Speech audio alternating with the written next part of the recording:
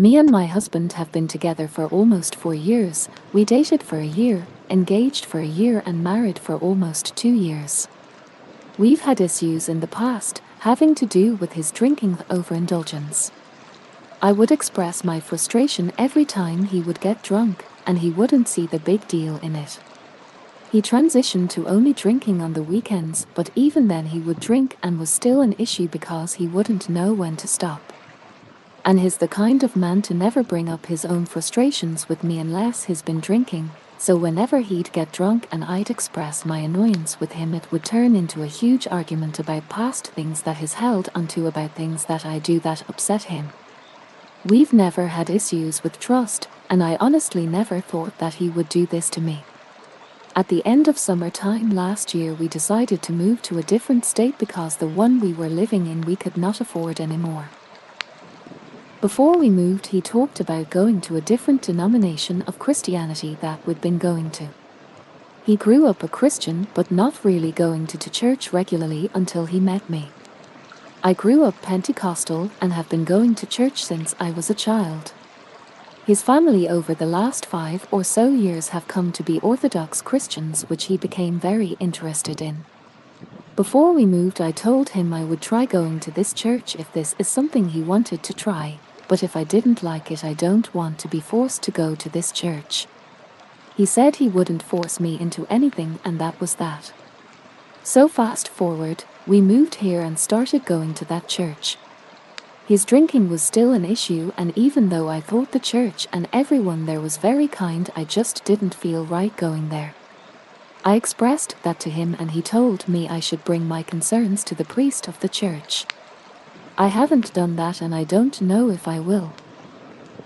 Fast forward to a month ago, it was a Friday night and I was at work. He works construction and I work in the service industry, so we have opposite schedules most of the time. He decided to go out to a bar with his brother and cousins and their friends. All of them are married or have girlfriends, and like I said, there's been no breach of trust ever, so I had no reason not to trust him. I got home from work around 10 p.m. and he called me and said I should come out. I said I don't really feel like it, and he said that's okay and he'd be home soon. 2 hours go by and he's still out. He called me multiple times, multiple being like 10 times, drunk and confused and lost and alone. So I told him to get an Uber back home. He said okay, but then I heard his brother on the other end say, "There you are." So I told him to stay with his brother and come home soon. 2 hours go by, it's 2 a.m. and all the bars close at this time. We share our locations with each other so I could see where he was. I texted him and told him to get home, and I fell asleep by my phone.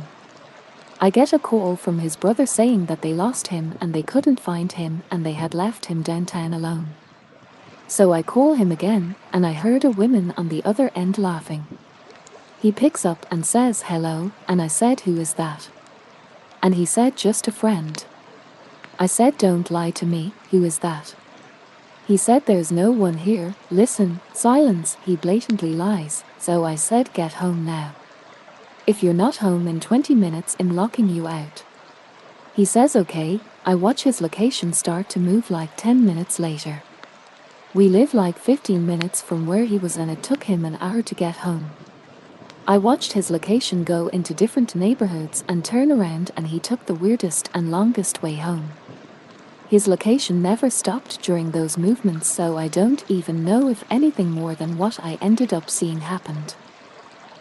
So an hour goes by of my watching his location and eventually gets to an intersection a minute away from our house. Then his location stops moving and his phone says it's at 0%, Live 360 tells you their battery percentage. But he was a minute away from the house, so no big deal. 20 minutes go by, he's still not home. So I decided to get in my car and go drive to where his location was last updated. Drive around the gas stations, there was no parked cars, nothing. So I drive back home, check his location again, and it shows me that it's back down the road that he already came down. So I got in my car again and started driving towards him. until his location started to move towards me again. I drove home and watched the location until finally they pull in front of our house. I was watching from our window through the blinds peeking through so he couldn't see me watching.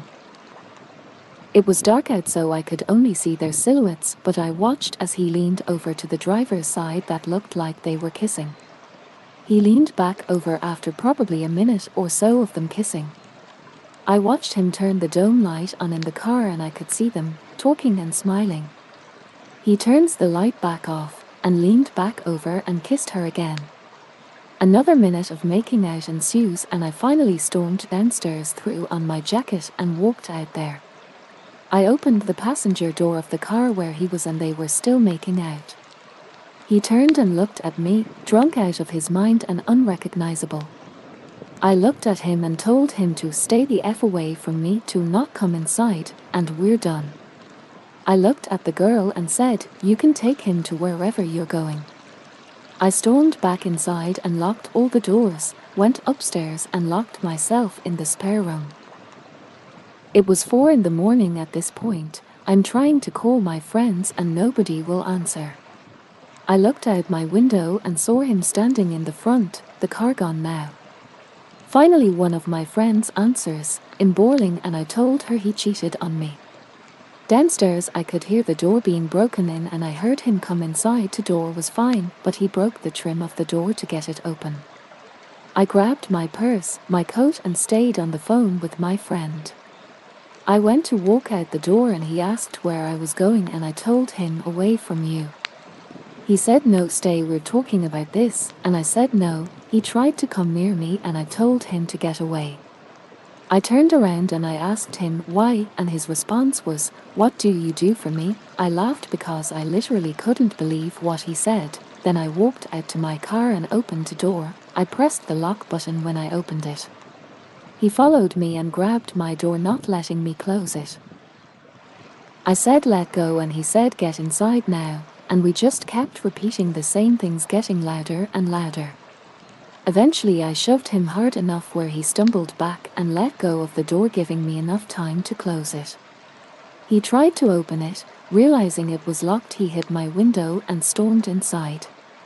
I drove away, still on the phone with my friend. Eventually my sister-in-law, who lives a couple hours from me, answered.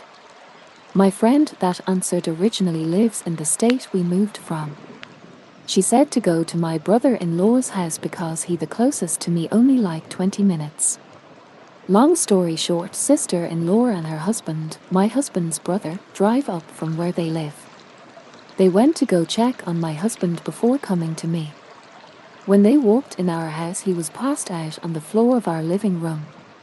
Then, without me having a say in it, they drove him to where I was staying.